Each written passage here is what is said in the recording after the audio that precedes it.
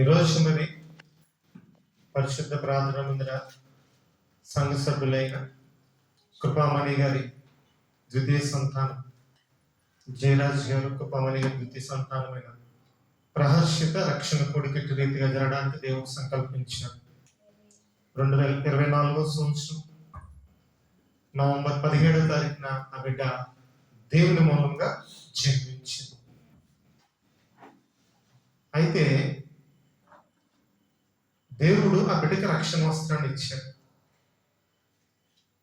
ఈరోజు నేను చెప్పబోయే మాట ఏంటంటే, ఆ బిడ్డ దేవుని స్తుతిస్తుంది, గణపరుస్తుంది. ఈరోజు వాక్యాంశం ఏంటంటే వర్ణన.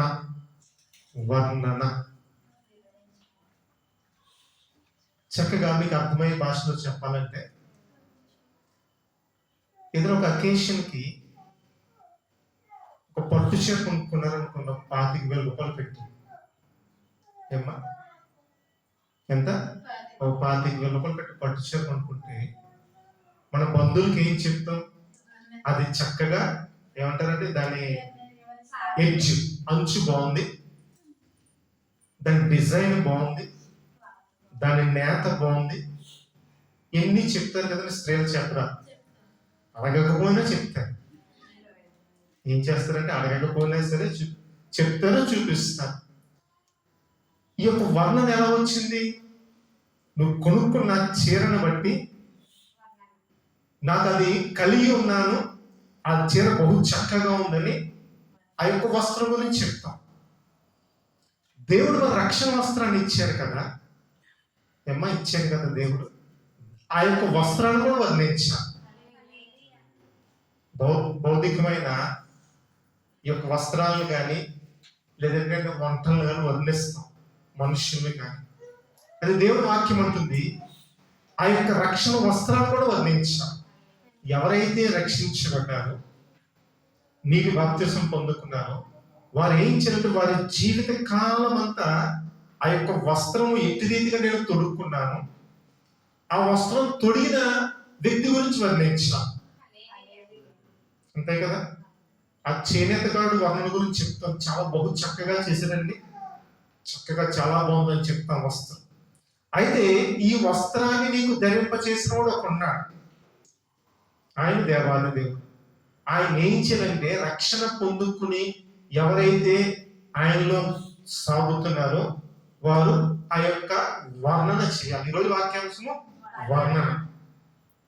నిర్గమాకాండము 15వ అధ్యాయము 2వ వచనం. ప్రహర్షిత చదువుతాను, చదువు.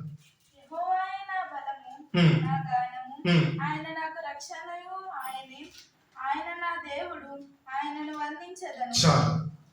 నిర్గమాకాండము 15వ అధ్యాయము 2వ వచనంలో ఇటు రీతిరండి, యెహోవాయే నా బలము, నా గానము, ఆయన నాకు రక్షణయు ఆయను. అంటే ఆల్రెడీ ఆ సెంటెన్స్ దేనిలో పాస్ట్ టెన్స్ లో ఉంది. దేవుడు నాకు రక్షణను ఇచ్చాడు.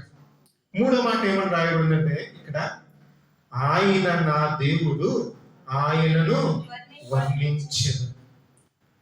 ఎంతమంది రక్షించబడిన బిడ్డలు మీ సాక్ష్యాన్ని వర్ణిస్తున్నారు? దేవుడు నాకు ఇచ్చిన గొప్ప ఆధిక్యతను ఎంతమంది వర్ణిస్తున్నారు? దాచేవాళ్ళు కొంతమంది ఉంటారు. కొంతమంది ఏంటంటే దేవుడికి పేరు వస్తుందని కొంతమంది చెప్పరు, లేదంటే సంఘానికి పేరు వస్తుందని చెప్పరు. కానీ దేవుడి వాక్యం ఉంటుంది, నేను నా దేవుణ్ణి వర్ణిస్తాను. నువ్వు వర్ణిస్తేనే నీలో నైపుణ్యత బయటపడుతుంది.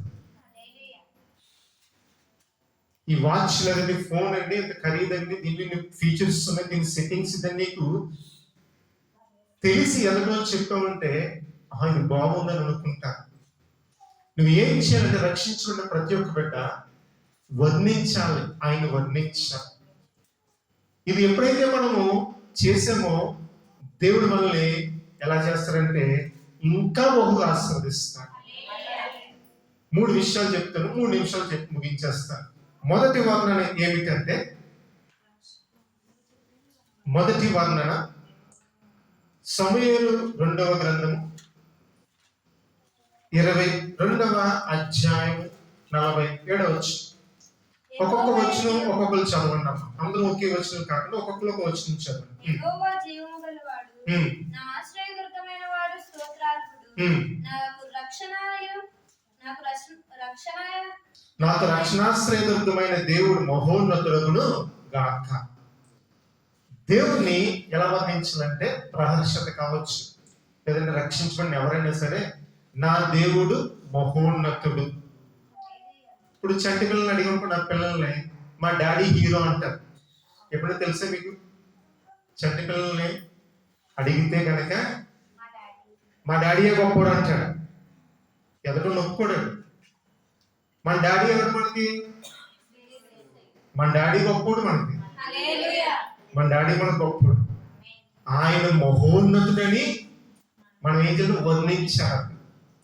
ఎలా మహోన్నతుడంటే, ఇందాక బట్టి సాక్ష్యం చెప్పింది కదా, దేవుడు నా జీవితంలో ఎన్నో కార్యాలు చేశాడు. నాకు అతి చిన్న వయసులోనే, లేదా చదువుకుంటూ ఇంచుమించు 15 సంవత్సరాల వయసు లోపులోనే రక్షణ వస్త్రము నాకు ఇచ్చాడు. నా కుటుంబంలోని మిగతా సభ్యులకి ఇచ్చాడు, నా తండ్రికి ఇచ్చాడు, నా తల్లికి ఇచ్చాడు, నా సహోదరికి ఇచ్చాడు, నాకు కూడా ఇచ్చిన నా దేవుడు మహోన్నతుడు. మీరు కుటుంబాన్ని గమనించినట్లయితే తల్లి తండ్రి ఉంటారు, పిల్లలు రాదు. భర్త ఉంటాడు, భార్య రాదు. లేదంటే పిల్లలు ఉంటారు, తల్లిదండ్రులు రాదు. కానీ కుటుంబం అంతా రక్షణలో ఉన్నారు. ఏమ్మా, యవన బిడ్డలకు ఒకసారి రక్షణ గురించి చెప్తే ఒకనొక విషయంలో ఒకరికి అలా అన్న మాట ఏంటంటే, బైబిల్ తెలిసిన పండితులు ప్రసంగి గ్రంథము ఉదాహరిస్తూ దేనికైనా సమయము కలదండి అన్నారు. నిజమే, ఎందుకు కాదు? పుట్టుటకు చచ్చుటకు సమయం కలదు. ఒకవేళ మత్తయి సువార్తలో ఒక మాట రాయబడి ఉంటుంది, దేవుడిని నీ రాత్రి రమ్మంటే అది ఉదరించను కాదు. మత్తయి ప్రసంగిలో ఉదరించిన మహానుభావుడు, ప్రతిదానికి సమయం కలదని మంచిదే. మత్తయి సువార్తలో ఏమని రాయబడి ఉంటుంది? ఈ రాత్రే దేవుడు నిన్ను పిలిస్తే మరి నీ ప్రాణం ఎక్కడికి వెళ్తుంది? అందుచేతనే తెలిసి తెలియని పరిజ్ఞానంతో మనం మాట్లాడకూడదు. మనము ఏదో చిన్న వాక్యం పట్టుకుని దాన్ని మనం ఎక్కడా లాగకూడదు. దాని ముందున్న సందర్భం, వెనుకున్న సందర్భం చూసి మాట్లాడాలి. అయితే ఇక్కడ అంటున్నాడు కదా, యవన బిడ్డలు అట్టి రీతిగా ఉన్నారు. అయితే ఈ బిడ్డ దేవుని ఆత్మను కలిగి చక్కగా ప్రార్థన చేస్తుంది. ఎప్పుడైతే ఈ ఆత్మ కలిగి ఉందో దేవుణ్ణి బహుగా వర్ణించవచ్చు. మీరు కొంతమంది ప్రార్థన చూడండి, యథాలాపంగా చేసే ప్రార్థన చేయరు. కొంతమంది యథాలాపంగా చేసే ప్రార్థన చేయరు. యథాలాపంగా చేసే ప్రార్థన అంటే దేవాలను దీవించు, రెగ్యులర్ రొటీన్గా ఉంటుంది. కానీ దేవుని ఆత్మ చేత నడిపించబడుతున్న వారు దేవుణ్ణి కొనియాడతారు. దేవుణ్ణి కొనియాడతారు. నేను అల్పుడను, ఎందుకు పనికిరాని వాడు, నన్ను నీ పాత్రగా వాడుకోయా. ఆ దేవుడు ఎలా ఆత్మపూర్ణంగా నడిపిస్తే అలా ప్రార్థన చేస్తారు. అక్కడ ఏంటంటే వర్ణన వస్తుంది. అక్కడ నా దేవుడు నన్ను పట్టుకున్నాడు, నా దేవుడు నన్ను బలపరిచాడు. అలా మొదటిగా ఈ బిడ్డ వర్ణించాలి. ఈ బిడ్డ కదా ఎవరైనా సరే, రక్షించబడిన ఎవరైనా సరే మొదట ఏం చేయాలంటే నా దేవుడు మహోన్నతుడని వర్ణించాలి. రెండో మాట చూద్దాం, ఇంకో త్వరగా ముగించేస్తాను. యెషయా గ్రంథము 45వ అధ్యాయము 17వ వచనం. యెషయా గ్రంథం 45వ అధ్యాయం.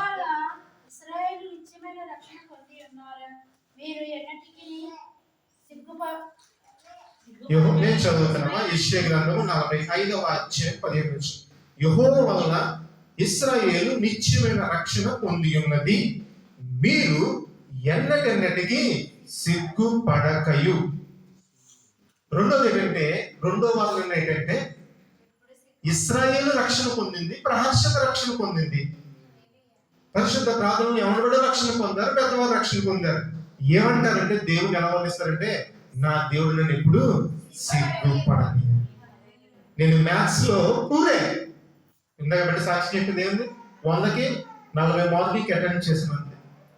ఎప్పుడైతే దేవుని సన్నిధిలోకి వచ్చి ప్రార్థన చేసి రక్షించబడిన తర్వాత, అంటే ఇంకో సందేహం రావచ్చు మీకు, మరి రక్షణ లేని అందరూ 100 వస్తున్నాయి కదా రావచ్చు, సందేహం వస్తుంది కదా. రాదమ్మా. దేవుడు ఎవరైతే దేవుని ఉంటూ రక్షించబడ్డారో వారి కొరకు ఒక ప్రత్యేకమైన బహుమానాన్ని అనేది దాచి ఉంచుతాడు ఆయన. అది లోకానికి వేరుగా ఉంటుంది, లోకానికి వేరుగా ఉంటుంది. అయితే ఇక్కడ రెండవదిగా సిగ్గుపడనీడని వర్ణించాలి దేవుడు. మొదట ఏమని వర్ణించాలంటే, నా దేవుడు మహోన్నతుడు, నన్ను పట్టుకున్నాడు, లోకంలో కలిసిపోకుండా నన్ను పట్టుకున్నాడు. రెండవది, నేను సిగ్గుపడను. నా దేవుడు నన్ను సిగ్గుపడినవాడు. నన్ను ఎప్పుడు తల ఎత్తుకునేవాడిగా చేస్తాడు తప్ప తల దించుకునేవాడిగా చేయడు. అట్టి రీతిగా నా దేవుడు నాకు తోడై ఉంటాడని ఈ బిడ్డ ఎలా ఉండాలంటే అనేక మంది ముందు సాక్ష్యం చెప్పడం, వర్ణించాలి, దేవుని వర్ణించాలి. ఎప్పుడైతే ఈ రీతిలో వర్ణన చేస్తావో నీ యొక్క ఆ యొక్క వర్ణన ద్వారా లేదా నీ సాక్ష్యం ద్వారా ఇంకొకరు దేవుళ్ళలోకి రావచ్చు, ఇంకొకరు దేవుళ్ళలోనికి రావచ్చు. దేవుడు హృదయాన్ని కదిలించవచ్చు.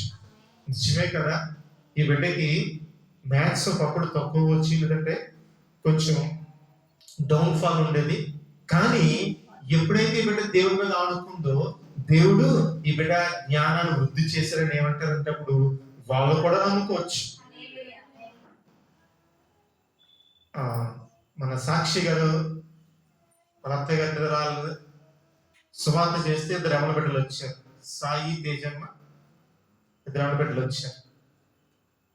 ఇక్కడ మందిరానికి పరిచయం వల్ల ఆమెకు తెలుసు, పెద్దగా ఇది లేదు, అంటే ఎక్కడ పురోగతి లేదు చదువులో కానీ దేనిలో కానీ. ఎప్పుడైతే మందిరానికి వచ్చి ప్రార్థన అవసరం కోరి ప్రార్థన చేస్తూ విశ్వాసించారో దేవుడు ఆ బిడ్డల్ని ఒకరిని ఇక్కడ బ్యాంకాక్ లో ఉంచారు. ఇదే కదా ఆశ్చర్యం అంటే, ఇదే దేవుడు చేసే కార్యం అంటే. ఎప్పుడైతే నువ్వు దేవుని యొక్క విశ్వాసం వచ్చి దేవుని సన్నిధిలోకి వచ్చి ప్రార్థన చేసి మోకరించావో దేవుడు ఏం చేస్తాడంటే నిన్ను సిగ్గుపడనీయడు. కృపమణి గారు తోడు కోడలు గారు అబ్బాయి, వాళ్ళ మిస్సెస్ కి కన్సీవ్ అయింది, 2 పిల్లలు, డెలివరీ అవ్వడం కష్టమని అక్కడ చేరి ఎక్కడ ఉంది అక్కడే మోకాలిసి ప్రార్థన చేశాను. కొంతమందికి తెలుసు, ఏడుస్తూ ప్రార్థన చేశాడు.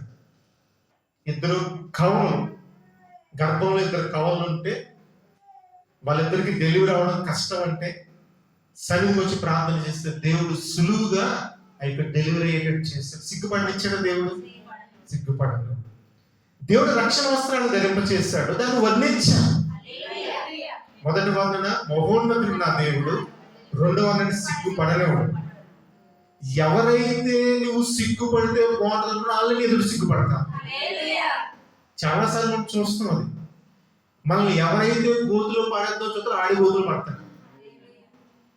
నువ్వు పడవు, ఎందుకంటే నువ్వు రక్షణ వస్త్రం ధరించుతున్నావు.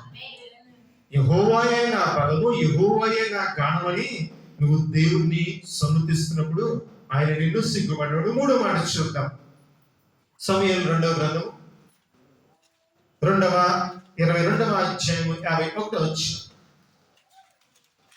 సమూయేలు 2వ గ్రంథము 22వ అధ్యాయము 51వ వచనం. నీవు నియమించిన రాజునకు గొప్ప రక్షణ కలుగు చేయువాడవు, అభిషేకించిన దావీదుకును అతని సంతానములకును నిత్యము కనికరము చూపువాడవు. 3వ వర్ణన అంటే కనికరం. 3వ వర్ణన కనికరం. మొదట ఏంటంటే నా దేవుడు గొప్పవాడు, మహోన్నతుడు, దేవుడిని మనం కొనియాడాలి. 2వ వర్ణన ఏంటంటే ఆయన నన్ను ఎట్టి పరిస్థితులు కూడా సిగ్గుపడను. ఒక్కొక్కసారి డౌన్ ఫాల్ వస్తుంది, అప్పుడు ఇంకా ఎక్కువ ప్రార్థన చేయడం. ప్రార్థన చేస్తే నిన్ను ఎవరైతే సిగ్గుపరిచారో వారి ముందే దేవుడు నిలవబెడతాడు. 3వ వర్ణన ఏంటంటే ఇక్కడ మనం చూసినట్లయితే సమూయేలు 2వ గ్రంథము 22వ అధ్యాయము 50.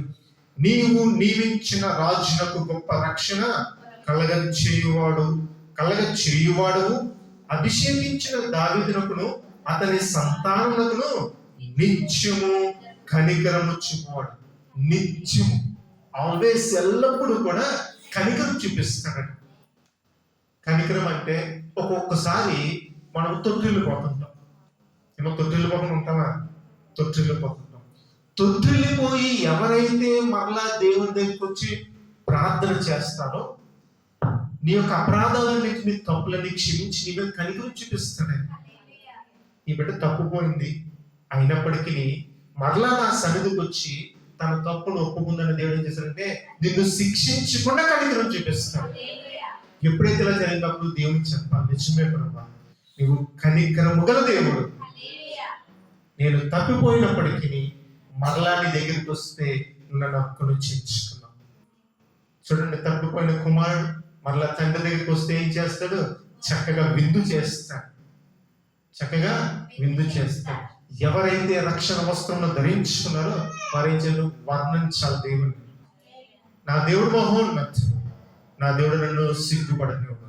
నేను ఏ స్థితిలో ఉన్నప్పటికీ నేను దేవుని ఎదురుని కనికరమును పొందుకుంటానని నువ్వు ఇట్టి రీతిగా దేవుని కనపరిచినట్లయితే దేవుడు అంటాడు కదా, నీవు ఎక్కలేనంత ఎత్తైన కొండ మీద నేను ఎక్కిస్తాను. ఎత్తైన కొండ మీదకి ఎక్కాలంటే ఒక బలవంతుడు అవసరం, మనకు అవసరం. ఆ బలం యేసయ్యే. ఎక్కేటప్పుడు మనకు వచ్చిన పాటలు పాడుకుంటూ ఎక్కేస్తాం. ఆయనే నా గానం అంటూ దేవుణ్ణి స్తుతిస్తాం. దేవుడి మాటలు మనం ఇంటిలో దీవించింది కాక చిన్న ప్రార్థన చేస్తున్నాం. మహిమ గల తండ్రి, మహోన్నతుడా, అయ్యా ప్రభుత్వం ఎత్తబడిన వాక్యాన్ని బట్టి నీకు నిన్ను వర్ణించాను. నిజమే, నువ్వు మా పట్ల చేసిన కార్యములను బట్టి, అయ్యా ప్రభుత్వం నువ్వు మా పట్ల చేసిన క్రియలను బట్టి ప్రభా తండ్రి నిన్ను వర్ణించని వాక్యం సరుస్తుంది. ఎత్తబడిన వాక్యం ఫలవంతమైన కృప చూపించు. యేసు నామములో ప్రార్థన అడిగి వేడుకొనుచున్నాను తండ్రి.